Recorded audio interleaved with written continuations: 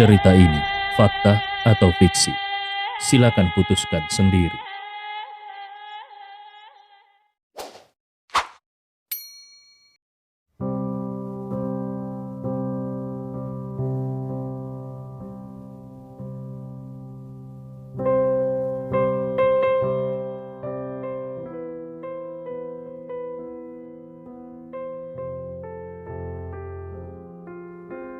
Bab 895, Orang Pintar.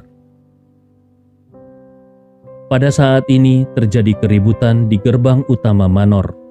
Rob yang mengenakan satu set seragam kamuflase melangkah keluar dengan langkah besar, diikuti oleh Cardin yang dikawal oleh dua orang tentara wanita. Hari ini Cardin mengenakan gaun suspender putih, tetapi wajahnya yang cantik itu dipenuhi dengan keputusasaan. Rupanya dia tahu persis apa yang akan terjadi padanya begitu dia dibawa kembali ke istana. Dan pria yang dia harapkan untuk muncul belum juga muncul. Di belakang Cardin diikuti oleh Tuan Lin yang bungkuk. Wajahnya penuh kelelahan dan sama seperti Cardin, matanya juga penuh keputusasaan. Sampai saat ini dia tidak mengerti bagaimana Rob bisa berhasil menemukan tempat ini. Bahkan Rob sama sekali tidak memberi dirinya kesempatan untuk memindahkan Cardin dan langsung mengepung seluruh kediamannya. Rob tidak menggunakan kekerasan pada keluarga Lin. Tetapi sekarang Cardin telah dibawa pergi. Bagaimana dia bisa menjelaskan hal ini kepada kekuatan besar di negara Tiongkok? Meskipun dia masih tidak mengerti kenapa kekuatan besar di negara itu ingin dia menemukan cara untuk melindungi Cardin dan menunggu mereka mengirim seseorang untuk tiba, namun dia tahu bahwa hubungannya dengan negara itu mungkin akan terputus. Dia telah kehilangan dukungan domestik dan sekarang dia juga sudah menyinggung keluarga kerajaan Meng. Apa yang bisa dilakukan keluarga Lin di masa depan? Lin Xiuqing dan Lin Xiuxiu juga melihat semua ini dengan wajah putus asa. Mereka sudah mengambil resiko besar, tapi pada akhirnya mereka tetap tidak bisa menyelamatkan Cardin. Apa yang harus mereka lakukan di masa depan? Memikirkan fakta bahwa keluarga Lin telah menyinggung perasaan Raja Meng. Karena hal ini, Lin Xiuxiu bergumam dengan marah. Ini semua karena pria itu. Kalau saja dia tidak bersikap kasar dan menunda untuk waktu yang lama, bagaimana mungkin Cardin bisa ditangkap oleh Rob? Lin Xiuqing tersenyum pahit, bahkan kalaupun benar Leon yang menunda waktu, tetapi saat ini mereka belum menyerahkan Cardin ke tangan Leon, sehingga kesalahan masih ada di pihak mereka. Keluarga Lin benar-benar akan kehilangan kesepakatan dengan beberapa kekuatan besar. Pada saat ini omelan Lin Xiuxiu terdengar dari samping.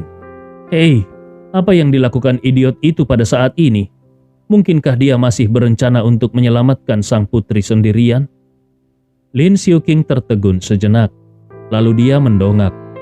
Benar saja dia melihat kalau Leon tidak menghentikan langkahnya tetapi justru mempercepatnya. Dalam beberapa saat, dia sudah berjalan ke pintu Manor.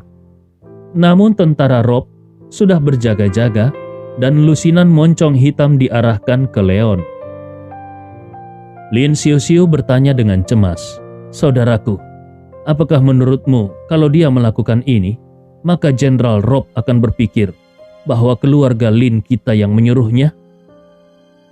Diam-diam menyembunyikan Cardin saja sudah cukup untuk menyebabkan ketidaksenangan raja. Demi ayahnya yang merupakan wakil presiden Kamar Dagang Tiongkok, raja bisa saja membiarkan keluarga Lin lolos untuk saat ini. Tetapi kalau raja merasa bahwa keluarga Lin berkomplot secara diam-diam, itu akan menjadi hasil yang lain. Lin Xiuqing tidak berbicara. Dia tidak tahu harus berkata apa. Dia hanya merasa kalau Leon ini terlalu naif. Bahkan kalaupun Leon ingin menyelamatkan Cardin, dia harus menemukan waktu yang lebih baik, bukan? Apa gunanya bergegas maju dengan cara yang frontal dan terbuka seperti ini? Rob juga melihat Leon. Tetapi dia tidak mengenal Leon. Meskipun Rob bertugas di bawah Jenderal Ralph, tapi dia bukan antek mutlak Ralph. Kalau tidak, dia tidak akan melakukan trik bergabung dengan jenderal lainnya untuk membunuh Clark. Sekarang dia sudah menangkap Cardin, dan dia akan kembali ke istana untuk melanjutkan tugasnya. Namun, seorang pria dari Longteng tiba-tiba muncul di depannya. Rob tidak ingin menimbulkan lebih banyak masalah. Jadi dia hendak memerintahkan untuk menembak Leon. Tetapi kemudian dia mendengar suara acuh tak acuh Leon berkata, "Suruh orang-orangmu meletakkan senjatanya. Aku bisa memberimu uang yang banyak." Suara Leon tidak keras, tetapi jelas bisa mencapai telinga semua orang. Bahkan Lin Xiuqing dan Lin Xiuxiu yang bersembunyi di kejauhan pun bisa mendengarnya dengan jelas. Lin Xiuxiu tidak bisa menahan diri untuk tidak memaki. Apakah orang ini benar-benar bodoh? Memangnya siapa dia? Kenapa dia berani mengatakan hal seperti itu kepada Jenderal Rob? Alis Lin Xiuqing juga berkerut erat. Bahkan dia bertanya-tanya, apakah anak ini mengalami kejang otak? Kalau tidak, bagaimana dia bisa mengatakan hal seperti itu ketika dia sudah ditodong oleh puluhan senjata? Cardin yang ada di belakang Rob sudah mengangkat kepalanya ketika dia mendengar suara ini. Dan ketika dia melihat wajah jernih Leon, beberapa air mata seperti kristal mengalir dari matanya tanpa bisa dijelaskan.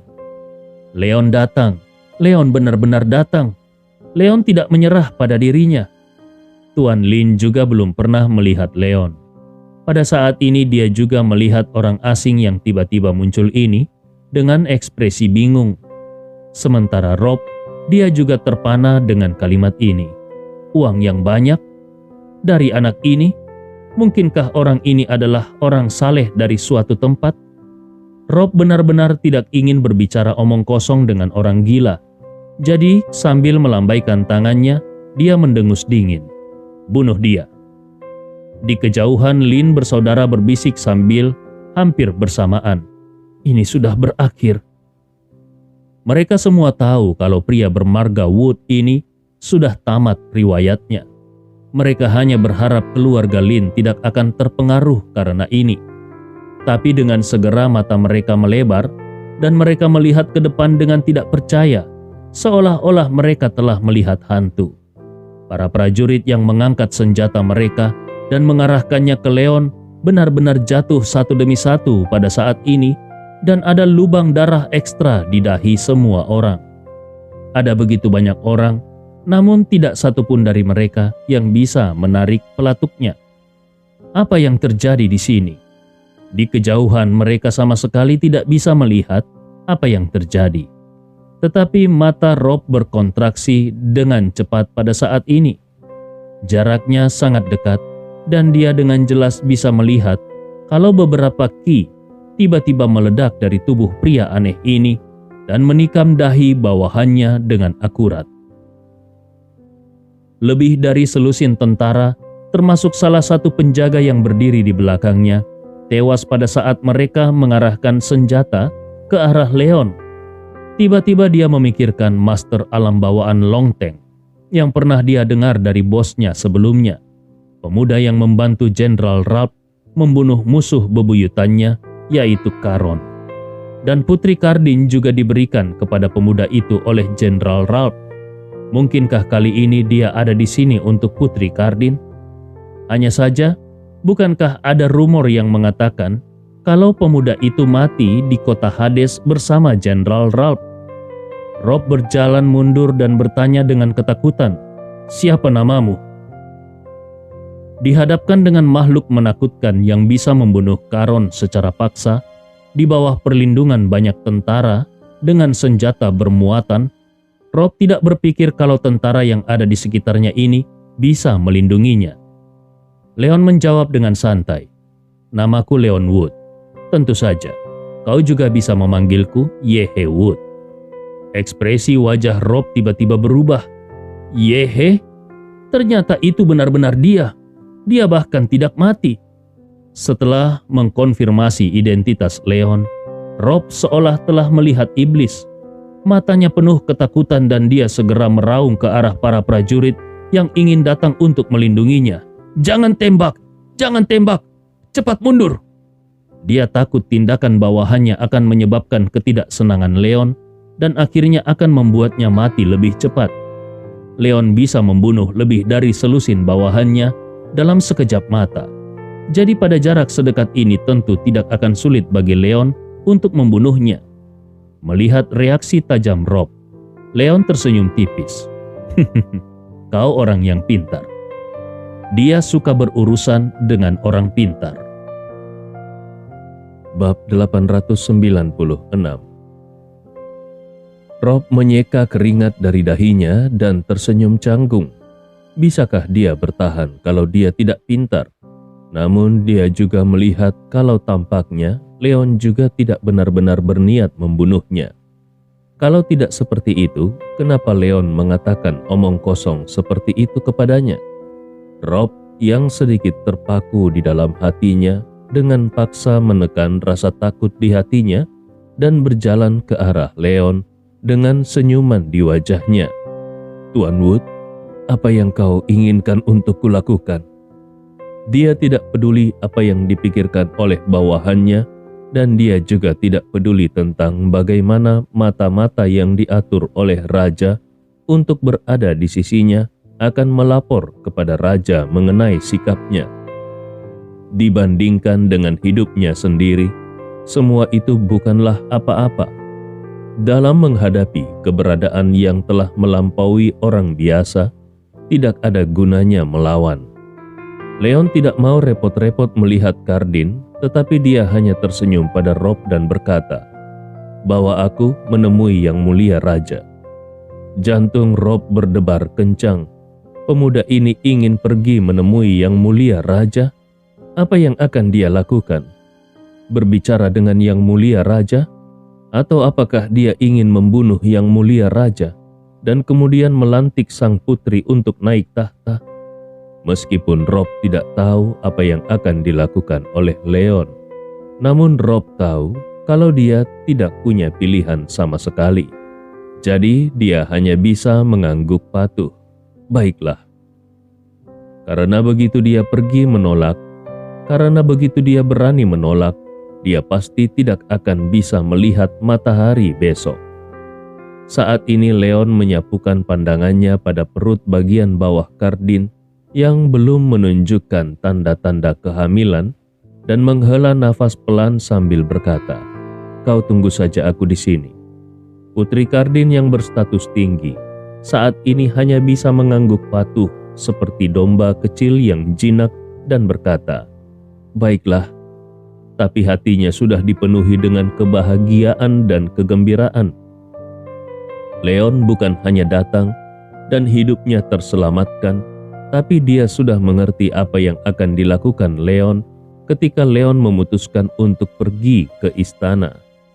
Ketika memikirkan kalau dia akan menjadi ratu pertama dalam sejarah kerajaan Meng, hatinya dipenuhi dengan kegembiraan. Leon tidak berbicara omong kosong. Dia masuk ke kendaraan militer bersama Rob, dan untuk menunjukkan ketulusannya, Rob juga sengaja meninggalkan tim tentaranya yang paling terpercaya untuk mencegah orang lain menyakiti Cardin. Terlepas dari kenyataan bahwa dia tidak berniat mendukung Putri Cardin untuk mewarisi kerajaan Meng, Rob sudah mengerti dengan jelas bahwa kemunculan Leon di sini adalah untuk Cardin. Jadi tentu saja tidak boleh ada yang terjadi pada Cardin, karena kalau tidak, maka dia juga akan mendapatkan masalah. Melihat konvoi yang berangkat, mata Cardin bersinar dengan kecemerlangan yang menyilaukan. Salah satu tangannya dengan pelan mengusap perut bagian bawahnya. Dia berpikir bahwa seandainya dia tidak sedang hamil, Leon pasti tidak akan mau datang ke tempat ini untuknya. Tuan Lin juga kembali sadar saat ini. Meskipun dia masih tidak tahu siapa Leon, tetapi dia tahu bahwa apa yang bisa membuat Rob begitu ketakutan pastilah keberadaan yang sangat kuat. Dengan keberadaan seperti itu, yang menjadi pendukung Cardin, apalagi yang harus dia khawatirkan? Sekarang Cardin baik-baik saja. Bisnis keluarga Lin juga bisa dianggap terselamatkan. Dan melihat postur Leon barusan, dia tahu kalau tampaknya ini bukan hanya tentang pergi ke istana untuk mengejar yang mulia raja. Kalau begitu, kalau tebakannya benar, maka status keluarga Lin di kerajaan Meng akan menjadi jauh lebih tinggi. Memikirkan hal ini, Tuan Lin tidak bisa menahan kegembiraan di hatinya. Tuan Lin berkata dengan hormat ke arah Cardin yang berdiri di depan pintu. "Yang mulia putri, silakan istirahat di dalam." Cardin hanya mengangguk sambil tersenyum. Dia tidak mengatakan apapun kepada Tuan Lin untuk mengungkapkan rasa terima kasihnya. Dia mengerti bahwa mengenai bagaimana cara menyelesaikan keluarga Lin di masa depan, itu adalah pengaturan Leon. Yang harus dia lakukan hanyalah patuh. Lin Xiuqing dan Lin Xiuxiu yang bersembunyi di luar menunggu sampai konvoi pergi, kemudian pulih dari keterkejutan mereka dan buru-buru kembali ke Manor. Bahkan Lin Xiuxiu yang sebelumnya tidak senang dengan Cardin tidak berani menatap wajah sang putri pada saat ini. Sekitar 1 jam kemudian, iring-iringan mobil Rob sekali lagi tiba di rumah besar yang terletak di pinggiran ibu kota Meng itu. Selain Rob, ada juga beberapa menteri terpenting rezim Meng. Orang-orang ini entah karena dipaksa oleh kekuatan pangeran kedua, sehingga mereka harus bergantung pada pangeran kedua, atau karena mereka merasa tidak puas dengan apa yang dilakukan oleh pangeran kedua, mereka semua sudah mengundurkan diri dari posisi resmi mereka, dan sekarang mereka semua diundang oleh Rob. Menghadapi Rob, mantan antek pangeran kedua ini tidak memiliki ekspresi wajah yang baik. Tetapi ketika mereka melihat pemuda yang ada di depan Rob, semua orang tidak berani menunjukkan ketidakpuasan. Beberapa dari mereka merasa sangat berterima kasih kepada Leon karena telah membunuh orang kasar yang membunuh ayah dan saudara laki-laki mereka. Beberapa orang lainnya merasa cemas di dalam hati mereka, terutama ketika mereka menebak pikiran Leon. Mereka merasa takut kalau kekuatan Meng akan jatuh ke tangan orang luar. Hanya saja, tidak peduli apa yang mereka pikirkan di dalam hati mereka, namun pada saat ini tidak ada yang berani mengungkapkan ketidakpuasan sedikit pun. Bahkan, kalaupun pangeran kedua tidak puas dengan mereka, namun untuk menstabilkan rezimnya, pangeran kedua pasti tidak akan membunuh mereka. Tetapi Leon ini tampaknya tidak peduli sama sekali. Tuan Lin dengan hangat menerima para petinggi kerajaan Meng ini. Dia tentu mengerti bahwa tebakannya benar dan langit kerajaan Meng akan sangat berubah. Pada tanggal 18 Mei 2021, Raja baru kerajaan Meng yaitu Guyaras Kajun meninggal dengan kejam di istana kerajaan. Pada 19 Mei 2021, para menteri kerajaan Meng menjemput Putri Cardin yang berada di pengasingan. Pada 20 Mei 2021, di hadapan banyak menteri, Guyaras Cardin menjadi ratu pertama Meng. Pada 21 Mei 2021, Yang Mulia Ratu mengeluarkan perintah pertamanya setelah mewarisi tahta, yaitu membentuk tim investigasi terhadap mantan Raja Kajun. Seminggu kemudian, kisah Kajun yang membunuh ayah dan saudara laki-lakinya untuk mengambil alih posisi raja pun terungkap, dan seluruh kerajaan Meng menjadi gempar. Seminggu kemudian, Putri Cardin mengumumkan pembentukan kabinet untuk bersama-sama mengelola kerajaan Meng. Ada total 7 anggota kabinet. 5 di antaranya adalah kepala departemen utama yang sebelumnya, kecuali Menteri Keuangan yang merupakan wakil Presiden Kamar Dagang Cina. Lin juga menjadi orang Cina pertama yang masuk ke pusat kekuasaan kerajaan Meng. Wajah baru lainnya adalah Jenderal Rob yang secara pribadi bersaksi tentang kekejaman raja sebelumnya, yaitu Raja Kajun. Rezim Meng yang telah berada dalam kekacauan selama beberapa bulan sepertinya sudah menjadi tenang kembali. Tanpa disadari, waktu sudah tiba di pertengahan bulan Juni. Di kerajaan selatan Meng, cuacanya sudah sangat panas. Di taman belakang istana Raja Meng, Ratu pertama Meng, yaitu Kardin, berdiri di tepi kolam taman dengan mengenakan gaun panjang. Perut bagian bawahnya memiliki sedikit tonjolan. Tetapi meskipun demikian, hal itu tidak bisa menyembunyikan keanggunannya yang tiada tara, terutama mata coklatnya yang memancarkan cahaya menawan sepanjang waktu. Hanya saja pada saat ini, mata menawan ini penuh dengan rasa kehilangan. Kardin memandang pria di depannya dengan bodoh dan bertanya, "Apakah kau benar-benar akan pergi?" Pria inilah yang seorang diri sudah mengubah pola seluruh kerajaan Meng. Karena keberadaan pria ini jugalah sehingga Kardin bisa duduk di posisi ini, sesuatu yang tidak pernah dia pikirkan sebelumnya.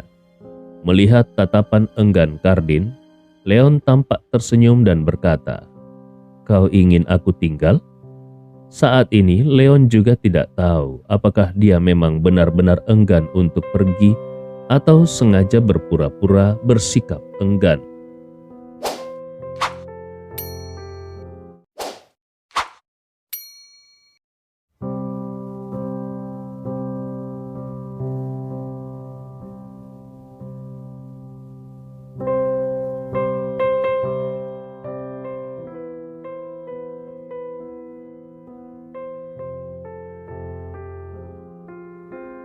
Bab 897.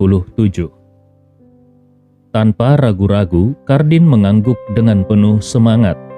Dia benar-benar ingin Leon tinggal. Pada awalnya, dia memang memiliki ide untuk memanfaatkan Leon. Dia berharap bisa menggunakan kekuatan Leon untuk menyingkirkan Ralph dan memulihkan status keluarga kerajaan Meng di Meng. Hanya saja apa yang terjadi akhir-akhir ini membuatnya sadar bahwa meskipun Ralph meninggal, namun tanpa bantuan pria di depannya ini, mustahil baginya untuk mengendalikan kekuatan negara Meng. Selain itu, saudara laki-laki keduanya sendiri bahkan membunuh ayah dan saudara laki-lakinya untuk menjadi penguasa kerajaan Meng. Tentu saja saudara laki-lakinya itu juga tidak akan melepaskan dirinya. Hanya ketika pria di depannya ini ada di sisinya, barulah Kardin bisa benar-benar merasa nyaman. Bahkan meskipun dia tahu di dalam hatinya bahwa pria ini sama sekali tidak memiliki perasaan terhadapnya, melihat tatapan mata Kardin, Leon hanya tersenyum dan berkata, "Jangan khawatir, penyihir berambut perak akan melindungi keselamatanmu. Gordon juga akan merendam kekuatan Rob. Dengan adanya mereka di sisimu, semuanya akan baik-baik saja." Bagi Leon sendiri, tidak masalah apakah memang Kardin benar-benar ingin dia tetap tinggal atau apakah karena Kardin merasa khawatir setelah dia pergi. Kekuatan negara bagian Meng akan kembali lepas kendali.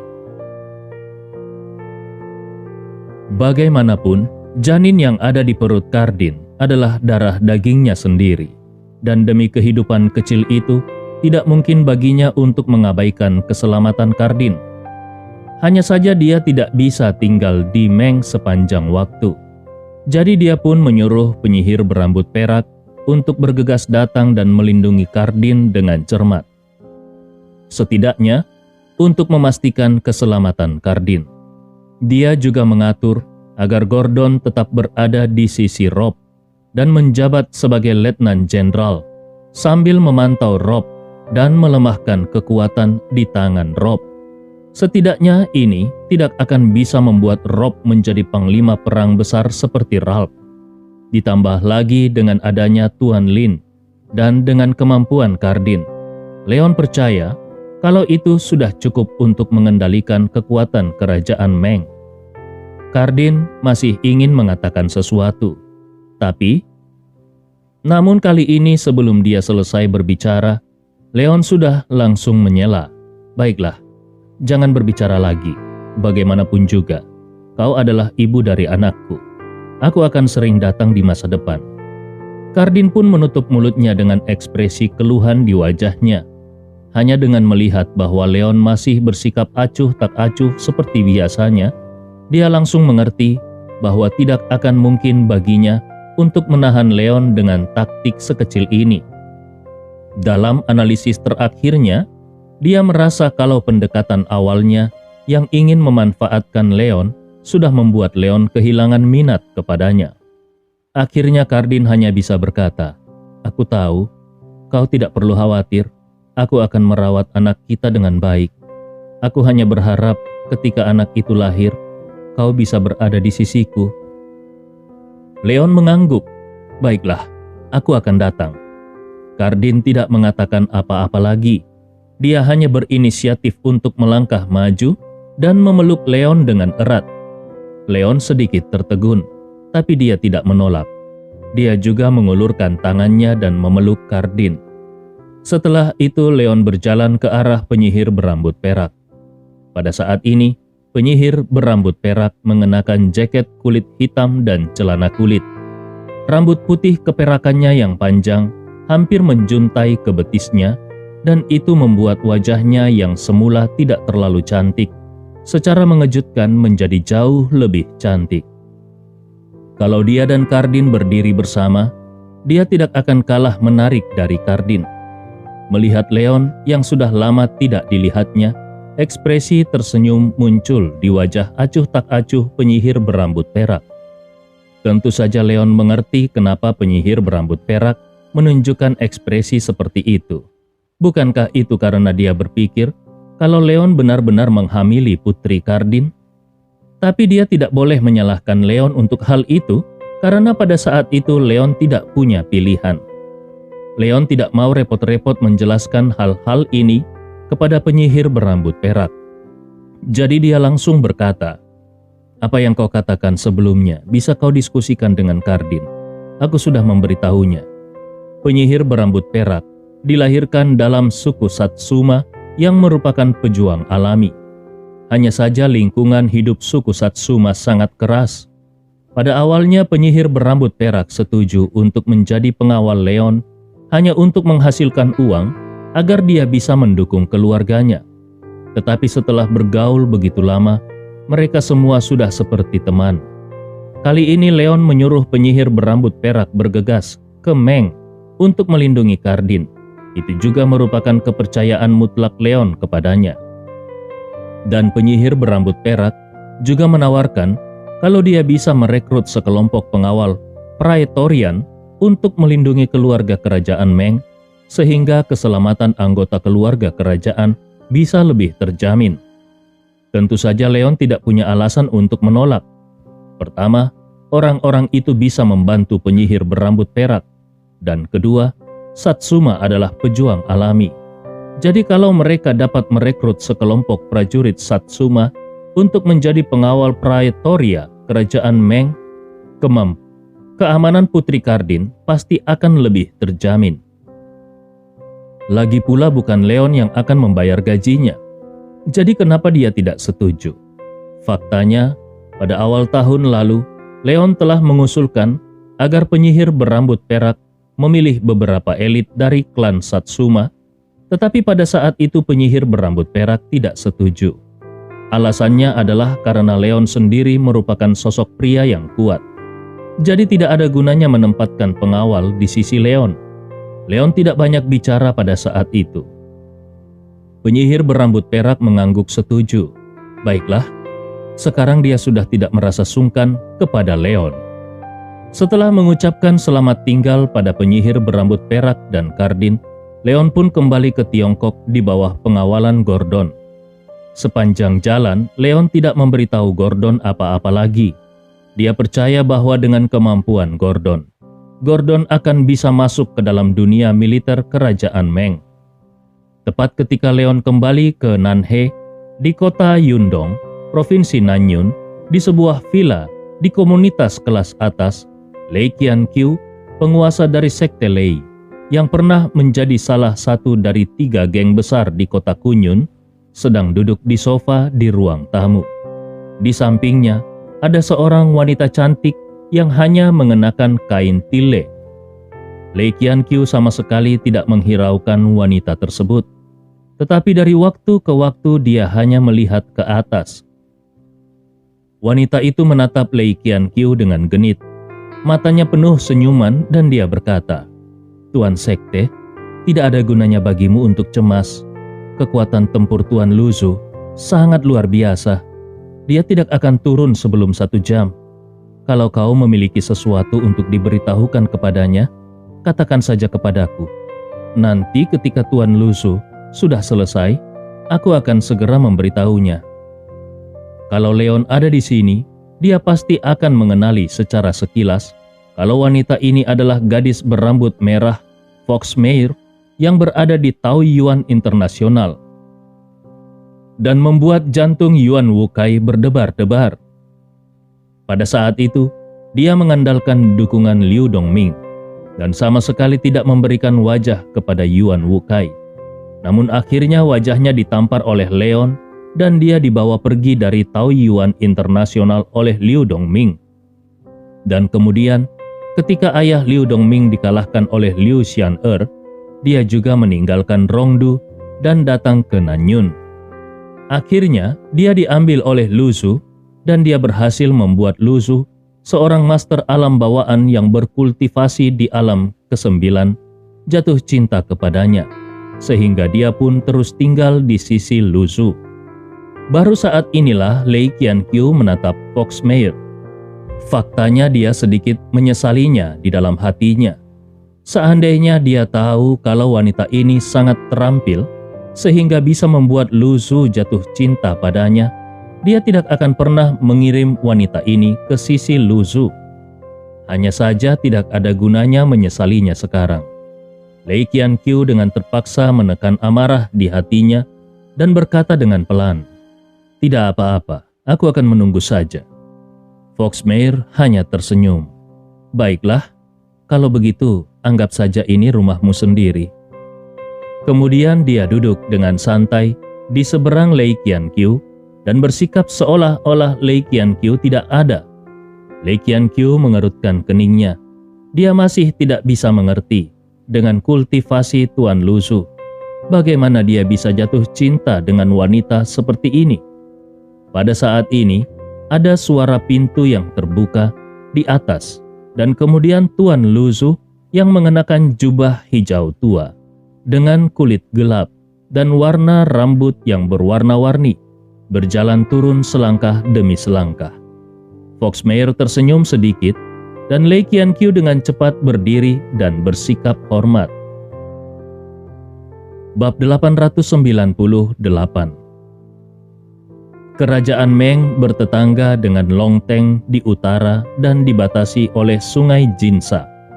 Pada saat ini, di Sungai Jinsa, sebuah perahu nelayan biasa berlayar menuju Longteng dari arah kerajaan Meng.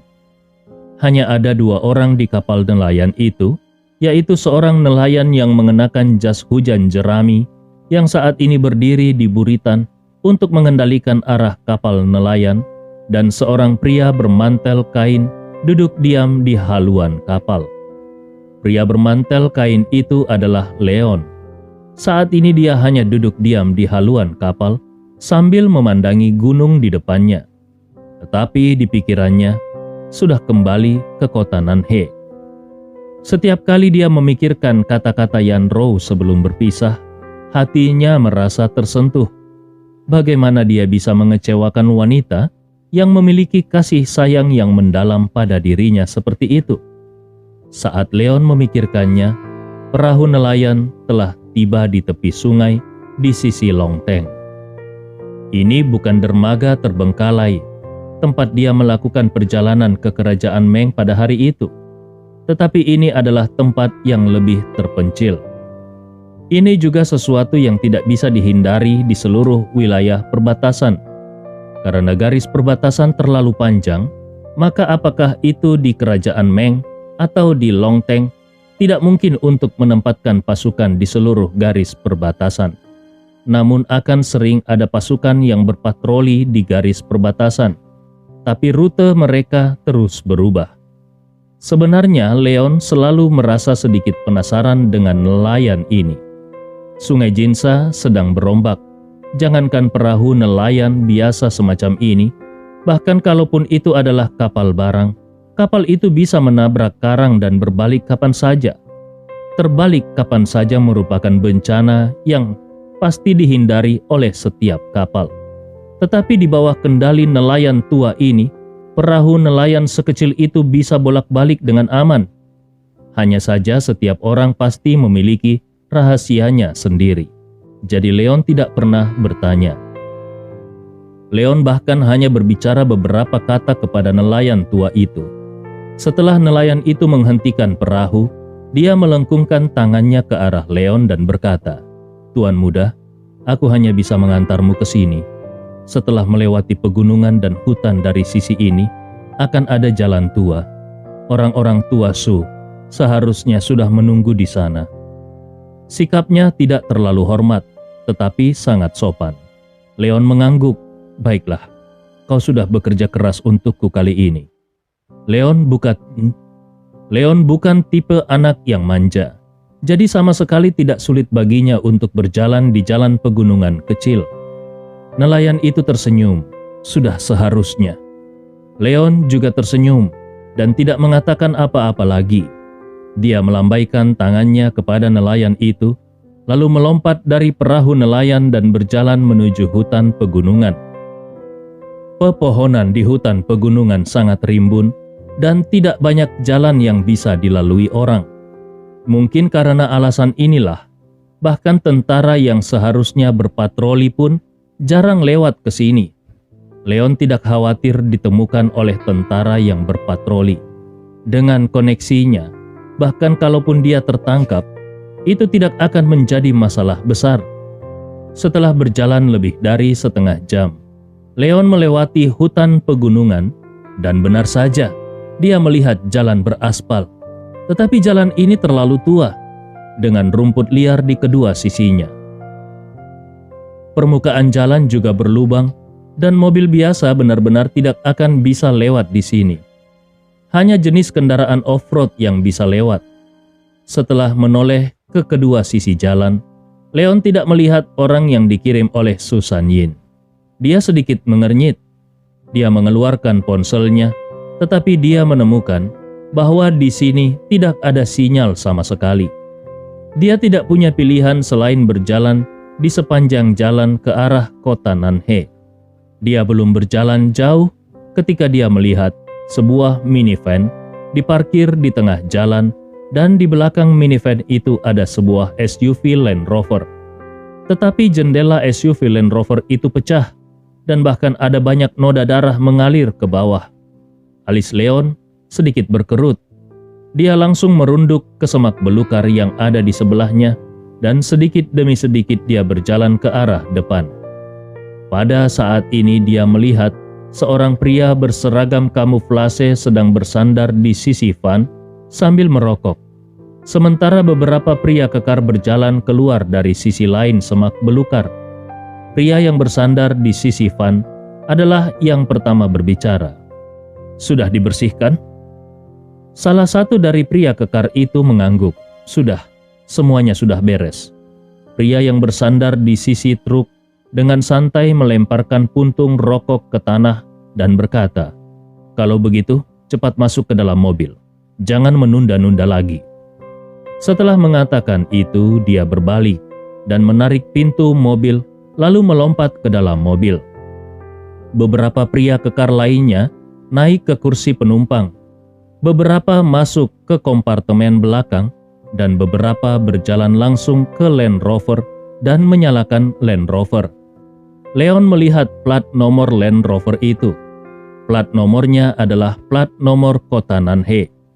Kemungkinan itu adalah mobil yang dikirim oleh Su Sanyin untuk menjemput dirinya. Hanya saja, di manakah orang-orang yang ada di dalam mobil itu? Apakah mereka sudah dihabisi oleh orang-orang ini? Tapi siapa orang-orang ini dan kenapa mereka menghabisi orang-orang yang ada di dalam mobil? Leon merasa bingung, tapi dia sudah mengambil batu kecil dengan santai dan memantulkannya ke ban depan mobil. Dengan tambahan energi Ki sejati, kerikil itu menjadi seperti peluru dan langsung menembaki roda van. Roda van seketika meledak. Van yang baru saja berjalan itu mulai berguncang dan hampir terguling ke tanah. Land Rover di belakang juga hampir menabrak van.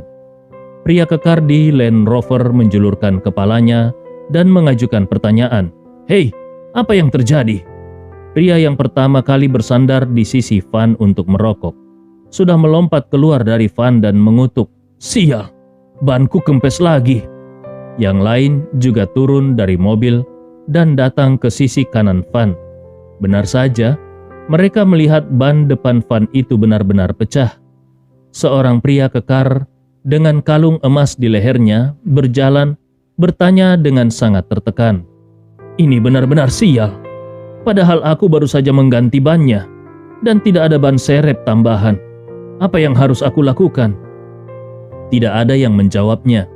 Apa yang harus dilakukan? Memangnya apa yang bisa mereka lakukan? Mereka sudah melalui rute ini lebih dari 10 kali dan tidak pernah menemui masalah seperti ini. Hari ini mereka benar-benar sial. Pertama, ban belakang mobil mereka pecah. Dan tepat setelah ban diganti, sebuah Land Rover datang.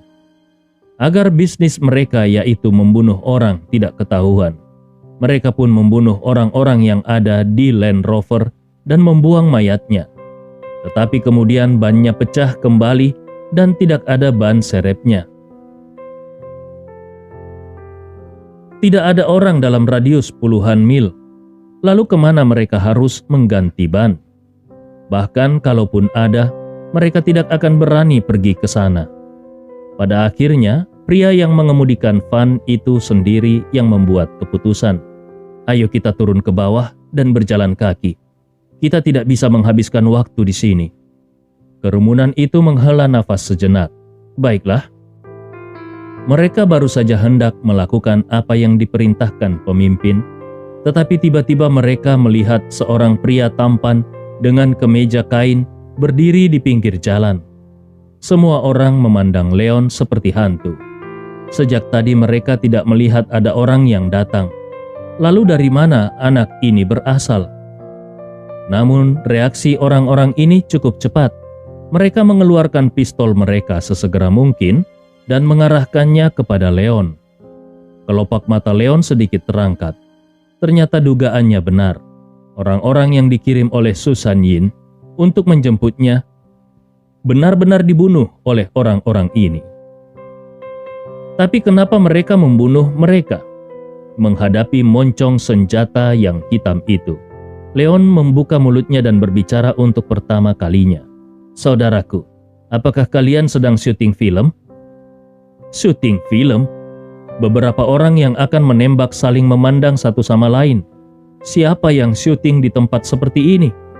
Pria yang mengemudikan van itu jelas adalah pemimpin kelompok ini. Dia memberi isyarat kepada yang lainnya untuk tidak menembak lebih dulu dan bertanya dengan dingin ke arah Leon. "Hei, apa yang kau lakukan di sini?" Wajah Leon terlihat polos saat menjawab, "Entahlah." Beberapa orang kembali tercengang. "Entahlah?" Pria yang tampak seperti pemimpin itu menunjukkan sedikit kemarahan di wajahnya, seolah merasakan kemarahan pihak lain.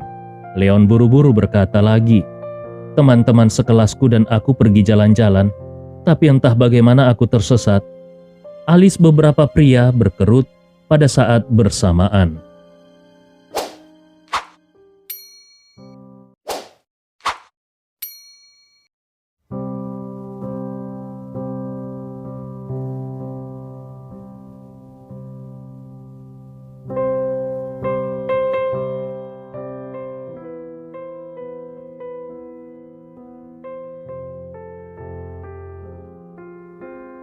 bab 899, Jalan Tidak Rata. Pria yang sepertinya pemimpin itu bertanya dengan dingin, "Kalian ada berapa orang?" Leon menjawab dengan santai, 4 orang. Pria itu bertanya kembali, "Di mana mereka sekarang?" Leon memandang beberapa orang dengan tatapan menyedihkan dan berkata, "Entahlah, kami terpisah dan tidak ada sinyal di ponselku. Jadi, aku tidak bisa menghubungi mereka sama sekali. Bisakah kalian memberiku tumpangan?" Pria yang tampak seperti pemimpin itu mengerutkan keningnya dan mengedipkan mata kepada beberapa orang yang ada di sampingnya. Segera 3 orang berjalan menuju rerumputan di pinggir jalan. Leon bertanya dengan ekspresi bingung di wajahnya, "Saudaraku, apa yang akan kalian lakukan?" Pria itu tidak berbicara sama sekali. Dia hanya menunggu kabar dari rekan-rekannya. Beberapa saat kemudian, ketiga pria yang pergi untuk menyelidiki itu kembali dan menggelengkan kepala ke arah pria pemimpin itu. Pria itu mengerti, entah apakah yang dikatakan Leon ini benar atau tidak. Setidaknya tidak ada orang lain di sekitar sini. Pria itu menyeringai, "Jangan khawatir, nak. Aku sendiri yang akan memberimu tumpangan." Wajah Leon langsung berubah menjadi senang. "Sungguh? Terima kasih banyak." Pria itu mencibir dan mengarahkan senjatanya kepada Leon.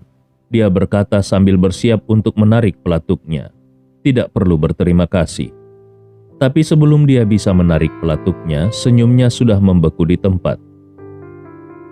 Itu karena Leon yang tadi jelas-jelas berjarak beberapa meter jauhnya dari dirinya, entah bagaimana saat ini sudah berada di depannya.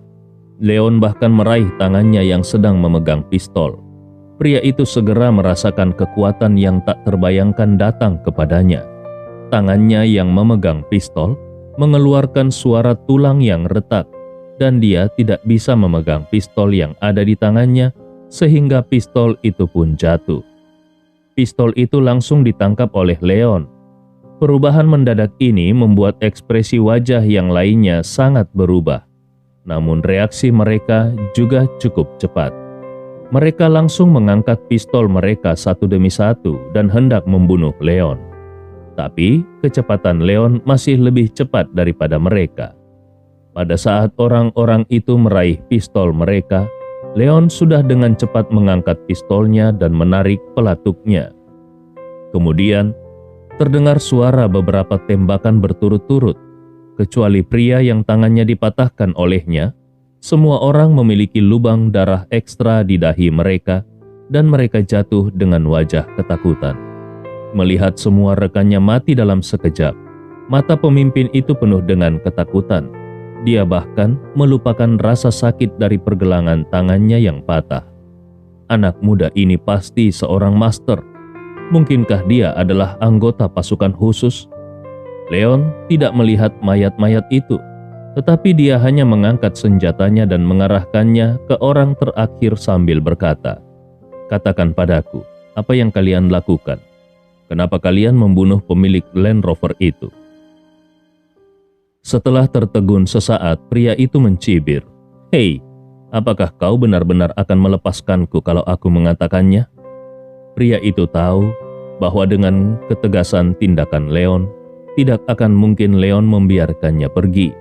Bahkan kalaupun dia mengatakan yang sebenarnya, tetap saja dia pasti akan mati. Jadi lebih baik dia berpura-pura menjadi tangguh dan melihat apakah dia bisa menemukan kesempatan untuk melarikan diri. Leon mengangguk. Masuk akal. Kemudian Leon langsung menarik pelatuknya. Peluru langsung menembus dahi pria itu dan tubuh pria itu tiba-tiba menegang. Dia menatap Leon dengan tidak percaya. Pada saat ini, bukankah seharusnya Leon mengatakan sesuatu yang kejam? Misalnya, "Aku akan membunuhmu lebih buruk daripada kematian," dan kemudian perlahan-lahan berkompromi dengan dirinya agar dia mau menjelaskan masalahnya sedikit demi sedikit. Kenapa pemuda ini malah langsung menembaknya? Tubuh pria itu jatuh ke tanah dan dengan santai Leon melemparkan pistol yang sudah tidak memiliki peluru ke tanah. Sebenarnya Leon juga tidak terlalu peduli. Apakah pria itu mau mengatakan alasannya atau tidak? Orang-orang itu sudah mati. Jadi untuk apa dia menanyakan alasannya? Yang bisa dia lakukan hanyalah membalaskan dendam orang-orang yang dibunuh itu. Tanpa melihat mayat-mayat itu, Leon berjalan ke belakang mobil. Dia melihat ke arah gerbong dan melihat ada sekitar 7 atau 8 gadis yang diikat di gerbong.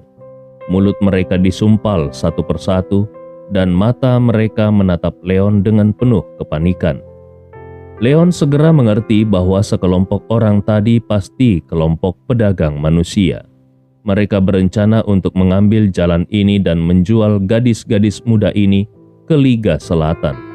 Yang tertua dari gadis-gadis ini berusia 17 atau 18 tahun, dan yang termuda baru berusia 11 atau 12 tahun. Melihat mata mereka yang ketakutan dan tak berdaya, Leon merasa dia terlalu baik karena langsung membunuh sekelompok pedagang manusia itu tanpa menyiksa mereka sama sekali. Leon menghibur para gadis itu dan melompat ke dalam mobil. "Jangan takut. Orang-orang jahat itu telah dibunuh olehku. Aku ada di sini untuk menyelamatkan kalian."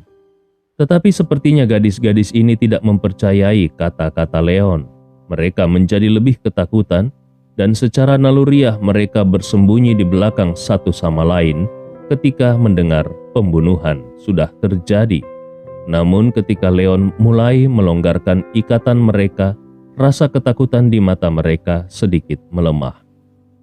Setelah Leon melepaskan ikatan semua orang, seorang gadis berusia 15 atau 16 tahun dengan seragam sekolah memandang Leon dan bertanya, "Paman, apakah kau benar-benar ada di sini untuk menyelamatkan kami?" "Paman?" Leon sedikit terdiam. Dia baru berusia di awal 20-an sekarang. Jadi dia hanya beberapa tahun lebih tua daripada para gadis ini. Bagaimana bisa dia dipanggil paman? Namun dia tidak peduli dengan hal kecil seperti ini dan mencoba berbicara dengan suara yang selembut mungkin.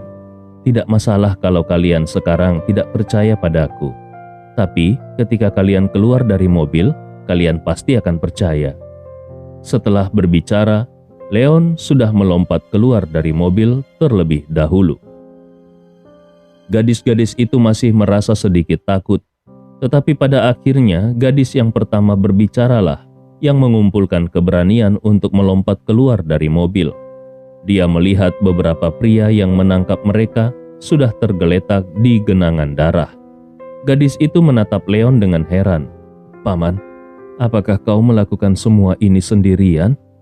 Mereka jelas tahu betapa kejamnya para pedagang ini. Mereka melihat ketika ada Land Rover yang menghalangi jalan mereka, dan para pedagang ini, tanpa mengucapkan sepatah kata pun, langsung menembak dan membunuh orang-orang yang ada di Land Rover. Bagaimana mungkin sekelompok orang yang begitu ganas bisa dibunuh oleh satu orang? Mendengar pertanyaan gadis itu, Leon hanya mengangguk. Tentu saja.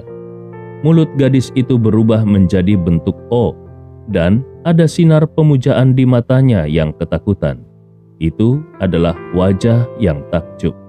Pada akhirnya, gadis itu hanya memikirkan satu kemungkinan dan bertanya, "Paman, apakah kau seorang prajurit khusus?"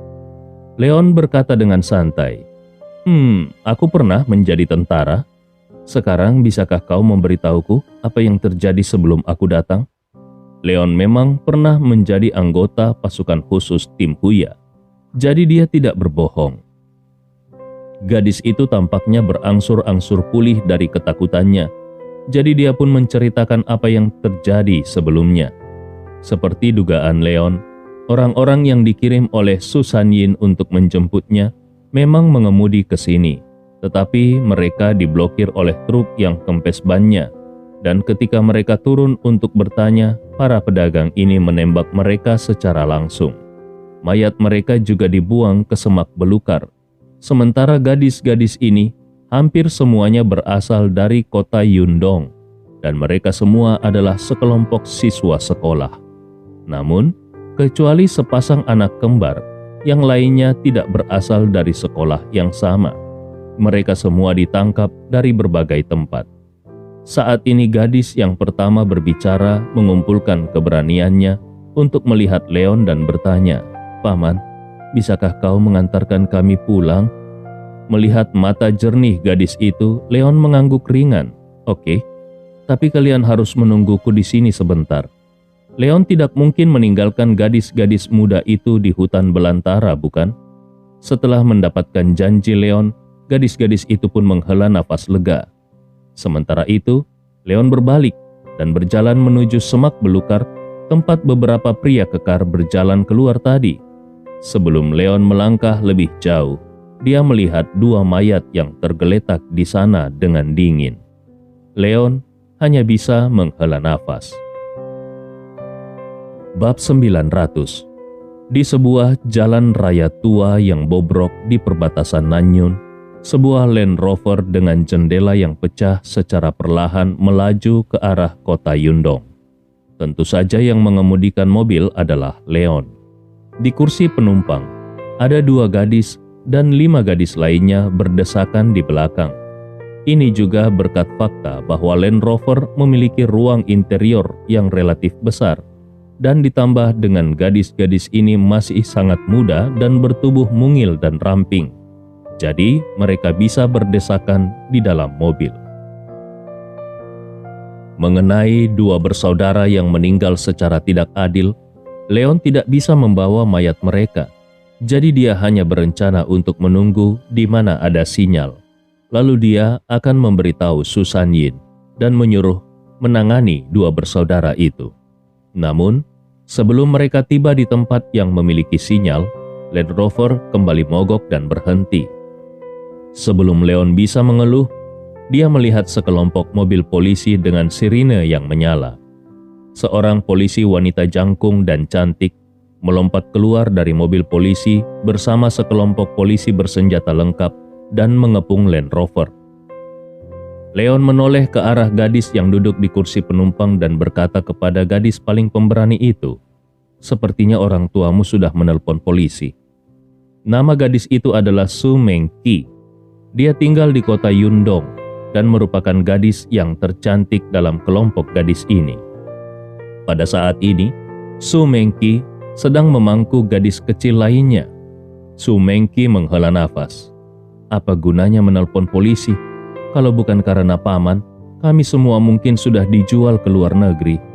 Leon tersenyum dan berkata, "Baiklah, tapi karena mereka bisa sampai di sini dengan begitu cepat, itu berarti reaksi mereka cukup cepat.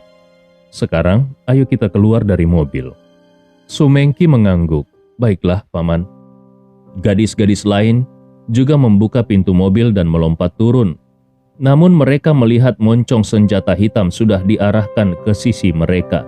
Gadis-gadis yang baru saja melarikan diri ini pun terkejut.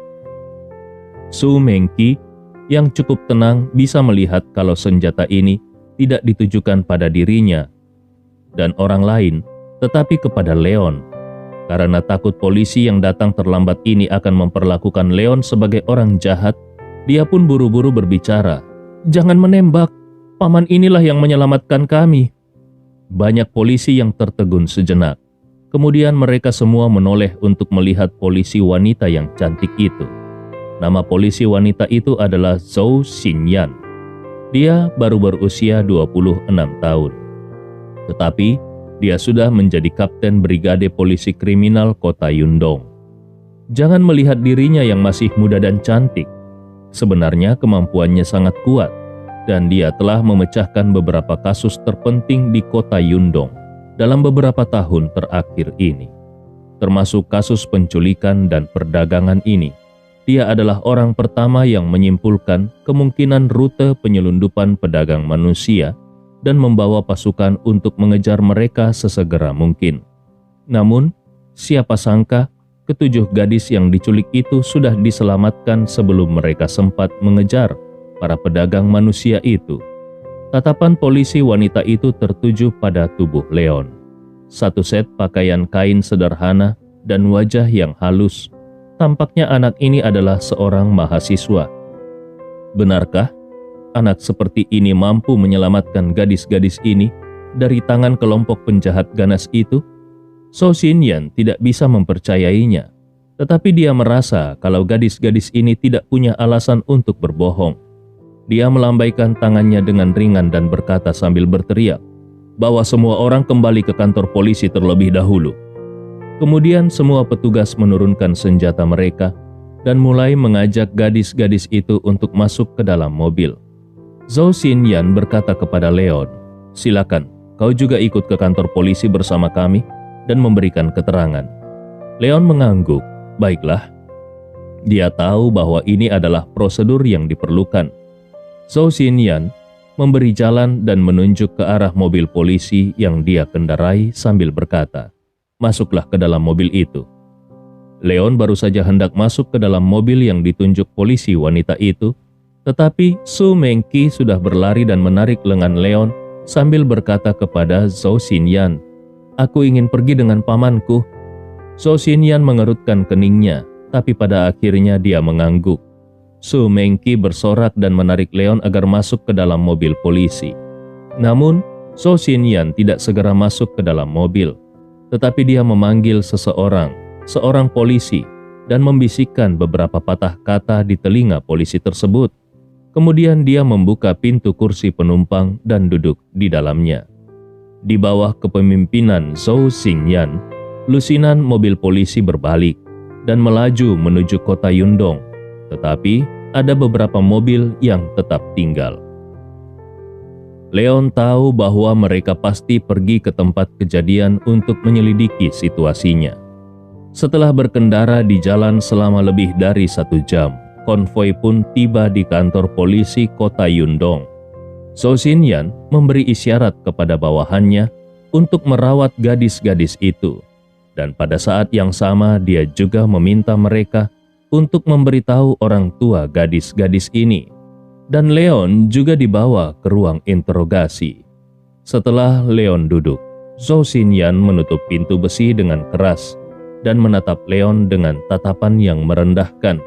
Matanya penuh pengawasan.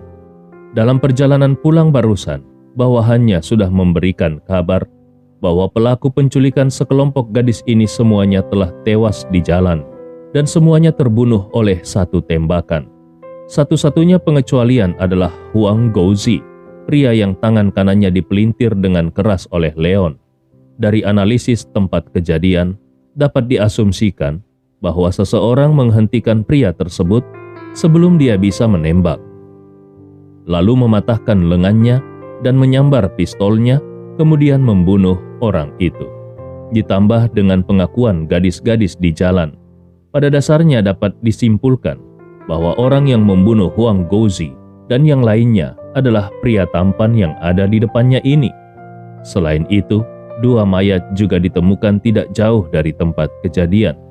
Kedua mayat itu adalah pemilik Land Rover, yang menurut pengakuan dari mulut para gadis, keduanya dibunuh oleh anak buah Huang Gouzi. Sekarang, kecurigaan terbesarnya adalah pada pria yang ada di depannya ini. Itu adalah hutan belantara. Bagaimana pemuda ini bisa berada di sana sendirian? Zhou Xinyan menyandarkan tangannya di atas meja dan memandang Leon dengan tatapan merendahkan. "Katakan padaku, siapa kau?" Leon sedikit tertegun. Bukankah seharusnya dia hanya memberikan kesaksian? Bagaimana bisa pada saat ini dia seperti sedang diinterogasi? Leon mengangkat kepalanya secara perlahan dan melihat sesosok wajah berbentuk telur angsa yang meskipun sangat montok tetapi tidak gemuk sama sekali. Pada umumnya, wanita dengan bentuk wajah seperti ini suka tertawa, tetapi dia tidak menyangka kalau wanita ini sangat dingin. Ketika melihat kalau Leon tidak menjawab pertanyaannya, tetapi malah melihat dirinya dari atas ke bawah untuk waktu yang lama, Zhou Xinyan merasa marah di dalam hatinya. Tepat ketika Zhou Xinyan merasa sangat marah, Leon tersenyum sedikit dan berkata, "Petugas, sikap macam apa ini? Mengqi dan yang lainnya adalah orang-orang yang kuselamatkan, dan aku datang ke sini untuk bekerja sama denganmu untuk memberikan kesaksian. Tapi kenapa aku merasa kalau kau sedang memperlakukanku sebagai seorang tahanan?" Zhou Xinyan menarik nafas dalam-dalam. Dia mencoba yang terbaik untuk menekan amarah di dalam hatinya. Dia langsung menarik sebuah kursi dan duduk di seberang Leon. Zhou Xinyan memegang pena di tangan dan buku catatan di tangan lainnya. Dan setelah menanyakan nama dan alamat Leon secara resmi, dia pun langsung ke topik pertanyaan. Oke, sekarang katakan padaku, kenapa kau bisa berada di sana?